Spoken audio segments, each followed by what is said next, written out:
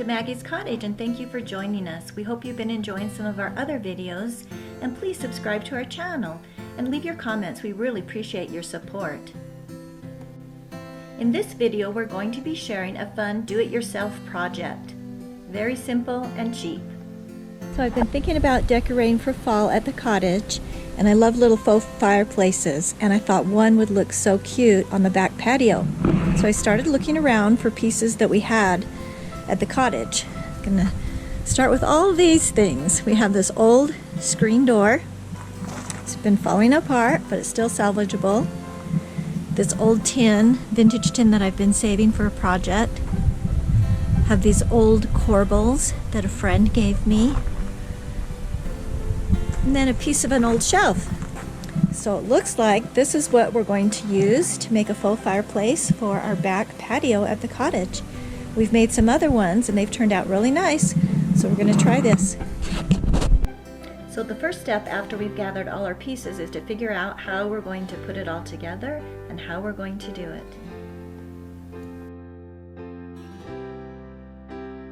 Measuring the screen door, getting it ready to cut it off, so it'll be the right length. Cutting it with this saw.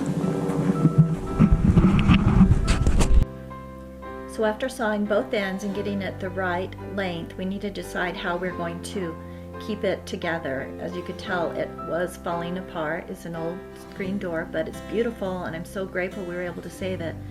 So Brian needed to figure out how to do that. So he got some metal plates and put screws in to help really strengthen it and hold it together. But we needed something on the back also. And we had some old siding that we had used on the cottage. So on the bottom, he put that just to help strengthen and hold everything together. And then there was a spot where we were going to put the vintage tin. And it was open, but we needed to fill it in. And so we had some beadboard. So he put that in.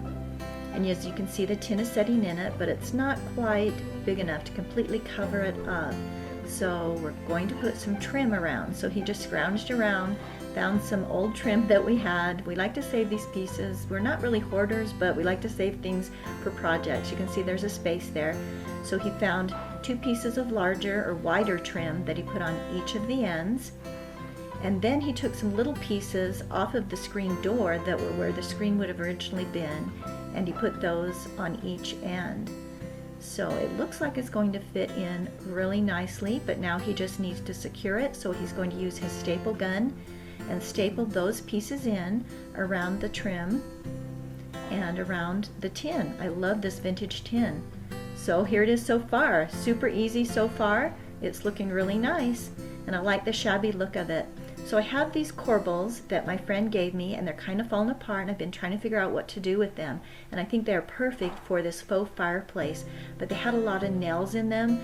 So Brian pulled out the nails and kind of secured the pieces back together, and then placed them on the door and screwed them in to the back, from the back. Aren't those cute? They're a different color, but that's fine. This is a really shabby faux fireplace that we're going to put on the patio, and I like all the shabbiness of it, so I'm not going to paint it. I'm going to just leave it like that.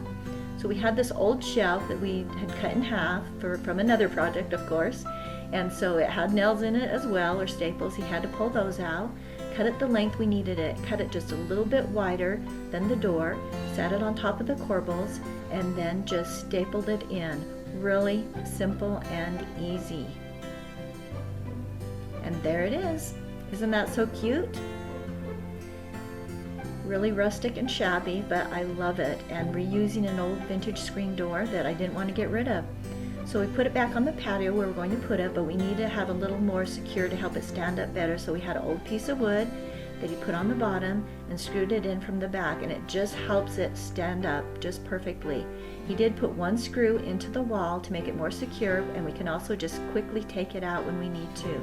And then it was my time to decorate it, which is my favorite thing to do. And because it's autumn, I decorated it up with autumn decor, pumpkins from our local farmers market, which are so beautiful. Aren't those so cute? And autumn leaves from the mountains that are right by the cottage.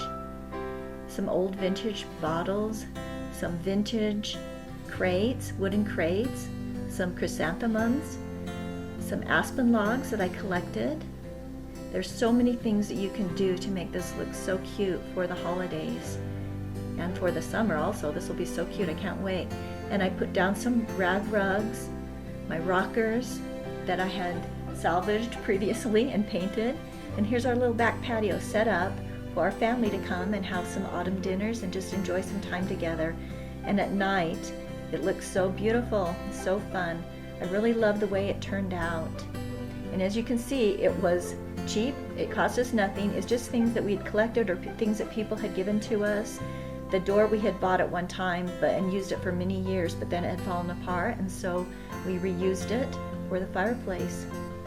And we've made probably about 3 other faux fireplaces, and check out those videos. We've made one out of an old headboard and footboard, one out of an old armoire, and one out of an old table. It's amazing what you can do. Check out those videos.